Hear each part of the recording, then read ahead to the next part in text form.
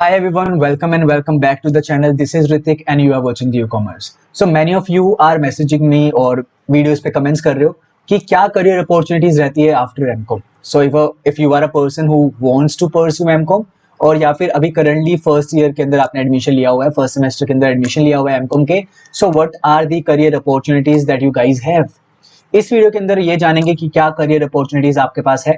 बिल्कुल ये reality check है और रियल सेंस में या फिर मैं कहूँ ग्राउंड लेवल पे जाकर हमने ये चीज लिखी है यहाँ पर। तो ये 5 करियर अपॉर्चुनिटीज ऐसी मैं लेकर आया हूँ जो आप लोग परस्यू कर सकते हैं और इन पांचों में से कोई ना कोई चीज आप आराम से बहुत कर लोगे, बहुत आराम से कर लोगे। ठीक है, ऐसा नहीं है कि भाई बेरोजगारी बढ़ रही है तो हम उस चीज की ओर जाएंगे, कुछ ना कुछ 100% कर लोगे। बट ऐसा आपने काफी बार सुना होगा कि commerce is not that much kind of a field जहां पर बहुत कमा रहे हैं लोग या फिर उनको मिल रहा है ना। ऐसा नहीं है, मतलब ऐसा सोचते हैं कि BCom is not a worthy degree, MCom is not a worthy degree, but it is. अगर आप अच्छी अच्छी अपॉर्चुनिटीज को कैपिटलाइज करते हो तो ये जो एमकॉम है ना, it can become a good degree for you. ठीक है, देखते हैं, जानते हैं, समझते हैं कि कैसे ये जो इतनी सारी अपॉर्चुनिटीज है। इतनी सारी तो मैं लेकर नहीं आया हूँ, 5 करियर अपॉर्चुनिटीज टॉप मोस्ट में लेकर आया हूँ जो एक एमकॉम कैंडिडेट परस्यू कर सकता है और अपना करियर आगे ग्रो कर सकता है। Let us now begin with the first one. सबसे पहला होता है, अगर आप लोग एक अच्छी यूनिवर्सिटी में हैं, for example if you are admitted in DU और एमकॉम कर रहे हैं वहां से, you can work upon your skills. तो कौन कौन से स्किल्स पर आप वर्क कर सकते हो? सबसे पहली चीज यही है, आपको सबसे पहली चीज क्या करनी है, एरिया को फाइनलाइज करना है। कौन से एरिया के अंदर आप जाना चाहते हो, चाहे वो फाइनेंस हो, HR हो, मार्केटिंग हो, सेल्स हो, ऑपरेशंस हो। तो आपने एक एरिया अपना सबसे पहले फाइंड आउट करना है, अपने इंटरेस्ट के अकॉर्डिंगली एरिया फाइंड आउट करो। फिर वहां पर इंटर्नशिप्स अपॉर्चुनिटीज फाइंड आउट करो कि कितनी इंटर्नशिप्स हैं, कहाँ कहाँ पर इंटर्नशिप्स हो रही है, कोई गवर्नमेंट की इंटर्नशिप है क्या, क्या कोई स्टाइपेंड वाली भी है, क्या स्टाइपेंड वाली है, गवर्नमेंट वाली है तो ज्यादा बढ़िया रहता है। मैंने काफी लोगों को देखा है वो फर्स्ट ईयर की स्टार्टिंग से ही या फिर मैं बोलूं बीकॉम से ही शुरुआत कर देते हैं इंटर्नशिप्स की। That's a really great thing. तो सबसे पहला काम आपने यही करना है कि आपको अपनी स्किल्स पे वर्क करना है थ्रू इंटर्नशिप्स। ठीक है, थ्रू इंटर्नशिप्स, इंटर्नशिप्स करना और अपने एरिया में ही करोगे तो काफी ज्यादा आपको बेनिफिट मिलेगा आगे जाके। सेकेंड ईयर के अंदर आपकी प्लेसमेंट शुरू हो जाती है। Let me give you some internal information. Yes, DU से अगर आप एमकॉम कर रहे हो या करोगे आगे जाके अपने इन फ्यूचर, तो you will have certain good companies in your campus जो आएंगी और आपको लेकर जाएंगी। तो उसके लिए आपके पास प्रॉपर एक स्किल सेट होना चाहिए, एक वो पर्सनैलिटी होनी चाहिए। अपनी कम्युनिकेशन पे वर्क करो, अपना इंटरेक्शन स्किल्स पे वर्क करो, है ना, सॉफ्ट स्किल्स पे वर्क करो। अगर इन सारी चीजों पे वर्क करोगे आप लोग तो 100% आपका सेकेंड ईयर में जाके कहीं ना कहीं पर प्लेसमेंट हो जाएगा।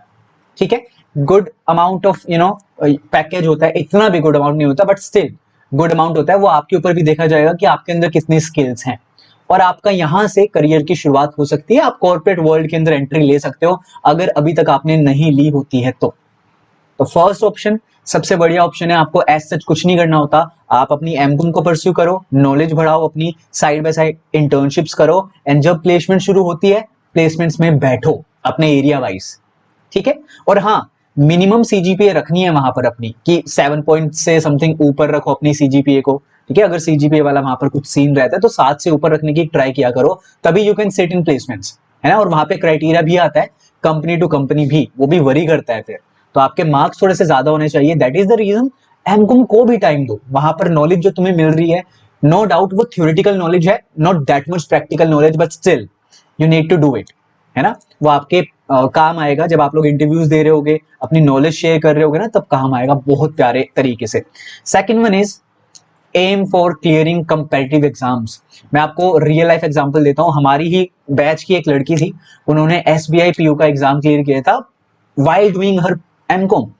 वो एमकॉम के अपने फर्स्ट ईयर में थे। ठीक है, मैं पर्सनल लेवल पे बता रहा हूं आपको, एमकॉम के फर्स्ट ईयर में थे, मैंने उनको कभी नहीं देखा क्लास अटेंड करी। जब मैं लाइब्रेरी जाता था तो शी वाज डूइंग मॉक्स। ठीक है, उन्होंने SBI PO क्लियर किया था अपने, आई थिंक पहले अटेम्प्ट में। ठीक है, MCom most of the people के लिए सेकंड ऑप्शन रहता है है ना। और काफी बच्चे यही सारी चीजें कर रहे होते हैं, और स्टिल अभी मेरे ऐसे फ्रेंड्स भी है यार जिन्हें मैं जानता भी हूँ, उन्होंने एमकॉम कर लिया बट स्टिल उनका जो गोल है वो है कंपेटिटिव एग्जाम्स को क्लियर करना। तो उनमें से कुछ कुछ एग्जाम्स में यहाँ पर लिख देता हूँ। एसएससी सीजीएल हो गया, एसएससी हो गया, ठीक है, सीपीओ भी आता है उसके अंदर, बट वो तुम पहले भी दे सकते हो आई गेस, बैचलर के बाद ही दे सकते हो। एसबीआई पीओ की ट्राई करो, आरबीआई ग्रेड बी ऑफिसर्स की ट्राई करो। मैंने काफी बच्चे ऐसे देखे हैं हमारे ही कॉलेज के अंदर जो लाइब्रेरी में बैठ के सिर्फ इसकी तैयारी करते थे और एमकॉम बस पास होने जितना पढ़ते थे। तो जिन लोगों का कंपेटिटिव एग्जाम निकालना एक सपना है, उसकी तैयारी करो और एमकॉम अपना साइड बाय साइड करो, इतने मार्क्स ले आओ कि एक रिस्पेक्टफुल डिग्री आपको मिल जाए, बैक ना आए, ठीक है। And you can go for SEBI exam as well. SEBI grade A का है शायद से, या मैनेजर वाला ही है, जहां पर आपको नॉलेज चाहिए रहेगी कॉमर्स की, और आपका पेपर 1 रहता है नॉर्मल वाला। 2 आपके फेज में पेपर होते हैं, phase 1, phase 2 and then interview होता है, एंड देन आपका आपका document verification, and then post हो जाती है आपकी, पोस्ट मतलब आप लग जाते हो, है ना। तो आप सेबी की तैयारी कर सकते हो, लेकिन वो पोस्ट ग्रेजुएशन के बाद होता है, यानी कि एमकॉम वाला स्टूडेंट सेबी वाला एग्जाम दे सकता है, ठीक है, जनरल मैनेजर के लिए। आरबीआई ग्रेड बी भी दे सकते हो आप लोग, ये शायद से बैचलर्स के बाद ही हो जाता है शायद से, ठीक है, ये देख लेना आप लोग। तो कंपेटिटिव एग्जाम्स को आप क्लियर कर सकते हो, और अपनी फिर तो क्या ही है, फिर तो क्या ही करना है उसके बाद, अगर यहाँ पर कहीं पर जॉब लग गई फिर तो क्या ही करना है, ठीक है। Let's move on to the third one. Third option क्या रहता है, you can become an assistant professor. काफी बच्चे या काफी सीनियर्स मेरे ऐसे देखे हैं जिन्होंने यूजीसी नेट का एग्जाम क्लियर किया। नेट का एग्जाम क्लियर करने के बाद उन्होंने पीएचडी नहीं करी, वो कहीं ना कहीं किसी प्राइवेट यूनिवर्सिटी के अंदर, फॉर एग्जाम्पल नाम तो नहीं लेना चाहूंगा, तो किसी प्राइवेट यूनिवर्सिटी के अंदर असिस्टेंट प्रोफेसर लग गए। बट यहां पर चीज ध्यान दो, ऐसा नहीं है कि नेट एग्जाम को निकालना आपका ये मेक श्योर कर देता है कि भाई आप असिस्टेंट प्रोफेसर लग ही जाओगे। ये जस्ट एक क्वालिफाइंग एग्जाम है, आपको एलिजिबल बनाता है किस चीज के लिए, असिस्टेंट प्रोफेसरशिप के लिए, and second thing is your PhD को परस्यू करने के लिए। तो थर्ड ऑप्शन यानी कि यहां पर यूजीसी नेट का फर्स्ट ऑप्शन क्या हो जाएगा, you can become an assistant professor in a private college. तो उसके लिए आपको क्या करना पड़ेगा, प्लीज नोट इट डाउन, अपने नॉलेज पे वर्क करो। एमकॉम में जितना तुमने पढ़ा है ना, एमकॉम का एक एक सब्जेक्ट बहुत अच्छे से करना पड़ेगा आपको, एमकॉम का, बीकॉम का, देन यू कैन क्लियर वो वाला इंटरव्यू जो आपके प्रोफेसर बनने का होता है ना, कि you are becoming assistant professor in a college. वो आप तभी क्लियर कर पाओगे जब आपके पास नॉलेज है। तो एमकॉम का करना अच्छे से इज अ मस्ट थिंग। तो नॉलेज पे वर्क करो। सेकंड थिंग इज पर्सनैलिटी पे वर्क करो। एक प्रोफेसर की पर्सनैलिटी कैसे होती है, वो सूट वूट पहनना, अगर आप लड़की हो तो वो साड़ी वाड़ी पहनना, वो एथनिक वियर पहनना, तो प्रॉपर उस सेंस में आ जाओ, उस एरा में आ जाओ, है ना। तभी आप जाकर एक अच्छे असिस्टेंट प्रोफेसर बनोगे, और लोगों की नजरों में रहो, लोगों के यानी कि अलग अलग जो बड़े बड़े प्रोफेसर होते हैं उनकी नजरों में रहो, उनसे बातचीत करो, ठीक है। तो you can go for assistant professorship अगर आप लोग चाहते हैं कि भाई अकेडमिक्स में आना चाहते हैं, तो you can directly go for assistant professorship, और पार्ट टाइम में पीएचडी कर सकते हो, ऐसा भी कर सकते हो, ठीक है, अगर आपके पास समय नहीं है पढ़ने का। तो देन फोर्थ ऑप्शन यहीं से निकल कर आता है, आप अपनी पीएचडी परस्यू कर सकते हो। तो ये करियर अपॉर्चुनिटी कैसे बन गया, it is a career opportunity, but only and only if आपका जेआरएफ क्लियर हो। मेरा सजेशन यही रहेगा कि जब आपका जेआरएफ क्लियर होता है, यूजीसी नेट का एग्जाम होता है, उसके अंदर आप अगर टॉप मोस्ट उनके अंदर होते हो, स्कोरर्स के अंदर होते हो, तो आपको जेआरएफ मिलता है। जेआरएफ क्या है, जूनियर रिसर्च फेलोशिप। यानी कि आप किसी भी यूनिवर्सिटी के अंदर with in the time limit, आप अगर किसी भी यूनिवर्सिटी के अंदर एडमिशन ले लेते हो, तो you will get a stipend, a scholarship, basically a fellowship.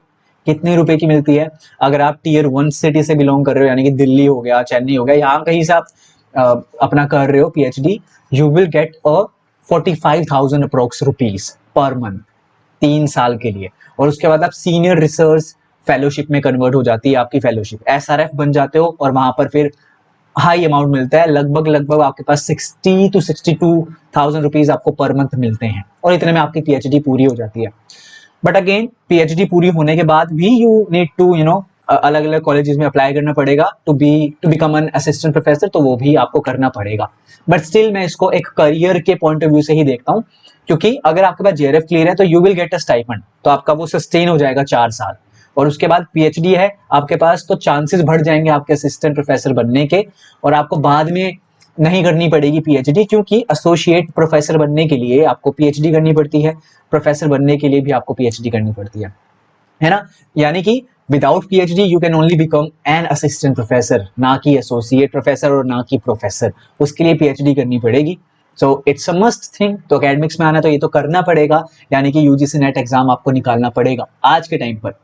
तो अगर आपको कॉमर्स के अंदर ये बैच निकालना है, आई मीन ये एग्जाम निकालना है, तो मेरा बैच यहाँ पर चल रहा है आपको बहुत सस्ते उस पर मिल जाएगा और बहुत किफायती है, इफेक्टिव वे में है, ज्यादा आप मतलब कम टाइम में आप ज्यादा का फायदा यहाँ पर बहुत आराम से ले पाओगे।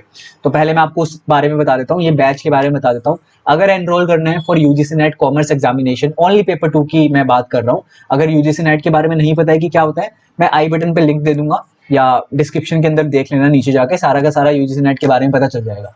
तो अगर आप लोग परचेज करना चाहते हो कॉमर्स से रिगार्डिंग ये बैच, तो करंटली आप इसको परचेज कर सकते हो 15 अप्रैल तक, 15 अप्रैल 2025 तक 999 में, ठीक है। और आगे जाके भी इसके अराउंड ही होगा, ज्यादा से ज्यादा 1500 ही होगा मुझे लगता है, ये वाला अमाउंट, इससे ज्यादा नहीं होगा।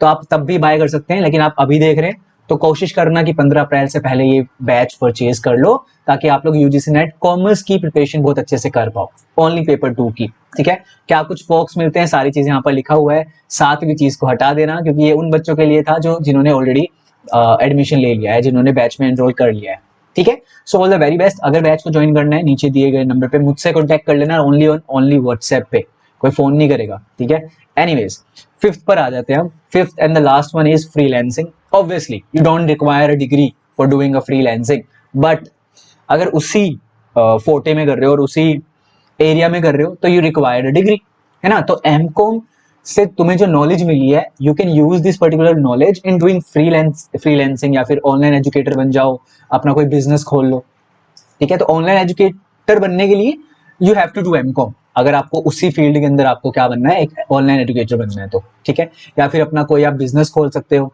ठीक है। This is up to you. तो ये भी अपॉर्चुनिटीज अवेलेबल रहती हैं, ये तो बैचलर्स के बाद भी रहती है, ये तो रहती ही है, ऐसा बोल सकते हैं। लेकिन ऑनलाइन एजुकेटर बनने के लिए यू नीड सम क्वालिफिकेशन, तो उसके लिए एमकॉम होना, पोस्ट ग्रेजुएट होना तो बनता ही है ना। तो यस, उसके लिए आपको एमकॉम करना जरूरी है। तो मेरे हिसाब से, मेरे एक्सपीरियंस से, मेरे ऑब्जर्वेशन से और एक रियलिटी काइंड ऑफ थिंग से, ये 5 यहाँ पर मैंने आपको बताए हैं career opportunities after doing MCom. इसके अलावा भी अगर कुछ है, अगर आपको पता है तो कमेंट डाउन बिलो। और मुझे लगता है कि ये 5 ऐसी बोल सकते हैं हम लोग करियर अपॉर्चुनिटीज है जहां पर एक एमकॉम वाले पर्सन को जाना चाहिए। अगर इसके अलावा आप कुछ करते हो या कर रहे हो, you can comment down below और हमें भी बता सकते हो कि क्या कुछ चल रहा है। So this is it for the video. These are the things. आप टेलीग्राम चैनल ज्वाइन कर सकते हो, व्हाट्सएप चैनल ज्वाइन कर सकते हो, चैनल को सब्सक्राइब कर दो अगर नए हो, और मुझे इंस्टाग्राम पे फॉलो कर लेना। सारे लिंक्स आपको डिस्क्रिप्शन के अंदर मिल जाएंगे। Thank you so much everyone, keep working hard and you can do this. Thank you so much. I had a dream. I got everything.